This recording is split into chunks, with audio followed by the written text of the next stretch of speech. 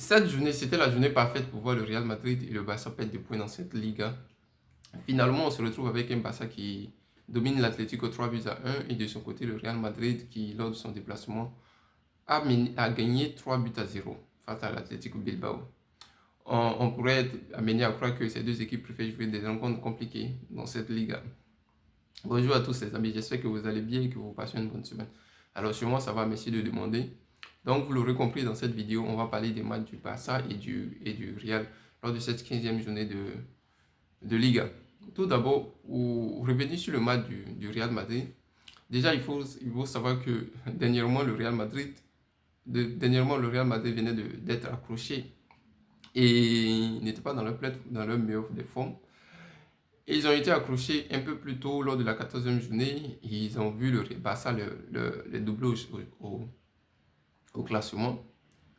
Et bien avant le match, le Barça qui avait joué plus tôt face à l'Atlético de Madrid, qui avait gagné 3 buts à 1, qui avait pris au passage 4 points d'avance sur le Real Madrid. Le Real Madrid, lors de ce match, avait une grosse pression. Et en plus, il ne jouait pas contre une équipe du bas du tableau. Il jouait contre l'Atlético Bilbao, une équipe qu'on sait voilà, un peu fatigante pour les grandes équipes en Liga. Et donc, on s'imaginait bien que le Real Madrid aurait pu perdre des points lors de ce match. Mais finalement, Kylian Mbappé avait décidé autrement. Et voilà, le Real Madrid, toute l'équipe même entière avait décidé autrement parce que quand tu vois la première mi-temps du match du Real Madrid, tu te dis, mais bien, donc ceux-là, ils peuvent jouer comme ça et puis on les voit jouer de n'importe quoi dernièrement en championnat. Voilà, le Real Madrid qui revient à un point du Barça au thème de cette 15e journée et avec un jeu qui était plaisant à regarder lors de cette rencontre.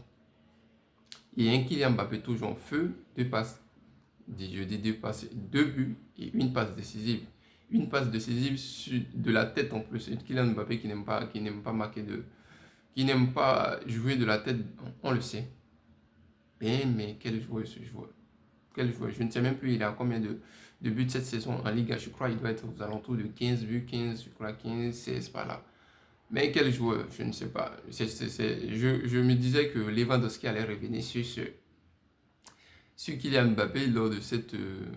voilà, parce que le Barça avait commencé à se retrouver, mais Lewandowski avait commencé à revenir dans le match. Mais s'il continue à rater comme les occasions de cette face à l'Atlético, bon, je ne pense pas qu'il va voir d'aussitôt la première place du classement des meilleurs buteurs avec un Kylian Mbappé qui n'arrête pas de marquer.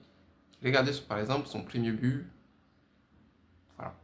C'est un joueur qui a une très belle finition et très clairement, il est à cette allure, s'il continue comme ça et que si le Real engrange des titres cette saison, c'est un candidat très sérieux pour remporter le Ballon d'Or en fin de saison. Mais en tout cas, il fait une très belle saison. Il est au-dessus. Je pense qu'au niveau du Real Madrid, je mets un Kylian Mbappé très haut lors de cette saison, très haut et comme d'habitude, un Thibaut Courtois voilà, qui est toujours là pour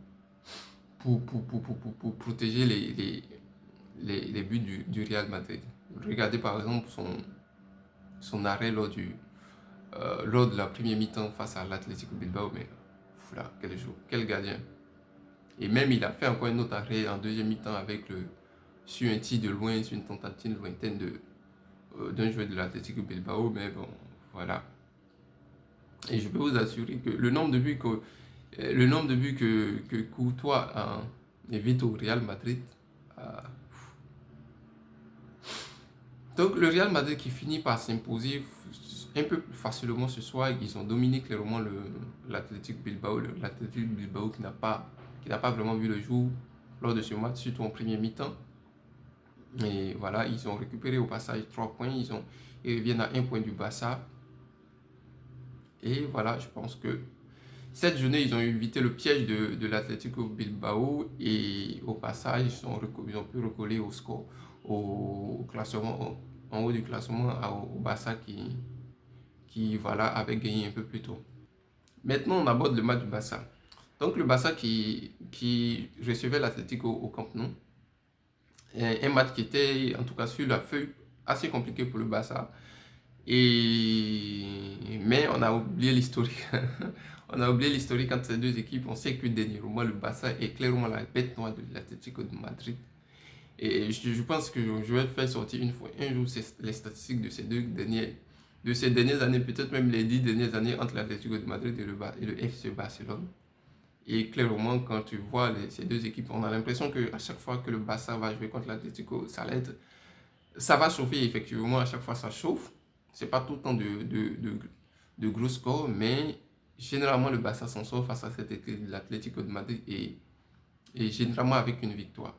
Et donc cela s'est confirmé encore une fois de plus lors de ce match face à l'Atlético de Madrid et un match qui a été clairement dominé par le Barça, pardon. Un match où le Barça a gagné 3 buts à 1. Le Barça aurait même pu gagner un peu plus largement au score si par exemple Lewandowski n'avait pas loupé certaines occasions, si Oblak n'avait pas fait certains arrêts face à Lewandowski. Et voilà, donc moi je toujours dis le Barça a un peu ce problème d'efficacité. Encore, j'avais trouvé cela un peu la saison dernière et je retrouve encore un peu plus cela cette saison. Cette saison, on ressent plus un peu cette inefficacité devant les buts parce que le Barça marque un peu moins cette saison comparé à la saison dernière. Donc voilà, Lewandowski qui n'a pas fait un très grand match, lors de cette journée, il a manqué un penalty. Bon ben en dehors de ça, je pense que toute l'équipe du Barça a fait un grand match. Gérard Martin qui continue de tourner un peu plus derrière.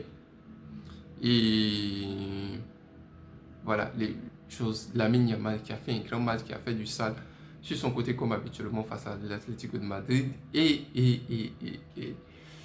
un Rafinha qui est de retour, un Pedri qui est de retour, un milieu de terrain qui tourne, qui a clairement montré la différence de jeu entre lorsque Pedri joue dans ce milieu et lorsque Pedri n'est pas là. On sent une équipe du Barça et un milieu du Barça beaucoup plus dominant face aux équipes. Donc Pedri top match ce soir face à l'Atlético de Madrid. Il sort avec une passe décisive pour Rafinha, mais Rafinha quel joueur. Et on va dire une demi-passe pour Daniel Mo, parce que d'abord, avant, il a trouvé Lewandowski qui, on a l'impression qu'il s'en mêle un peu les pinceaux. Et la balle finit par atterrir dans les pieds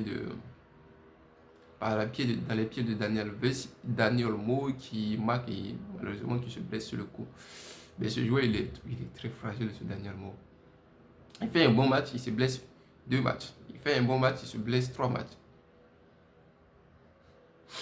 Donc voilà, le Barça qui a gagné ce match et au-delà même du score de ce match et au-delà même des 3 points, c'est ce qu'on a pu voir dans cette rencontre. On a retrouvé un certain esprit qu'on avait longtemps manqué, qui avait longtemps manqué au Barça lors de cette saison. Un esprit tu sais que le Barça, même quand ils sont menés, ils vont revenir au score. Je le disais dernièrement dans ma vidéo lors du match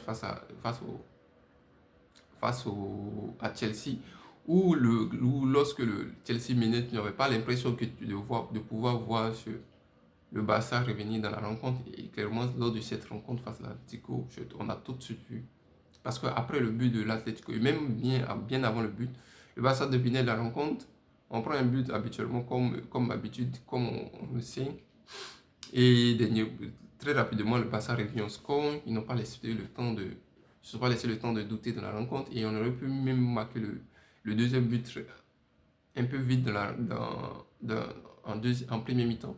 Malheureusement, on a loupé un penalty et Yann Oblak qui sort encore un gros arrêt. Donc voilà. Donc pour revenir un peu sur certaines individualités, mais je pense que Rafinha et Pedri, un peu Rafinha pour étant le capitaine de l'équipe, je pense qu'il est vraiment l'âme de cette équipe et Pedri tient le jeu de l'équipe.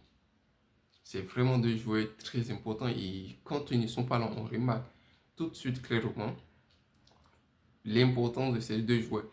Et je ne gomme pas Lamine Yamal parce qu'on le sait, on l'a vu, lorsque Lamine Yamal également il est blessé, le jeu du Barça devient un peu stérile d'une certaine manière parce qu'on a beaucoup moins de créativité, beaucoup moins de déséquilibre sur le côté droit où Lamine Yamal joue habituellement.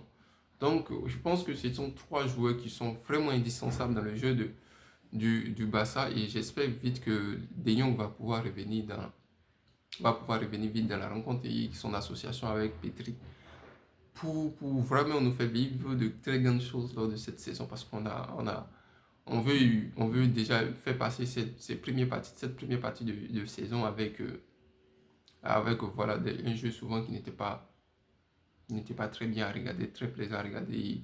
On a perdu nos deux premiers gros tests de cette saison et on gagne le troisième gros test.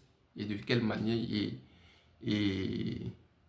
et comme par hasard, on le gagne ce troisième gros test avec tous nos joueurs qui sont complets, qui sont là. Voilà. Voilà. Bon, ben,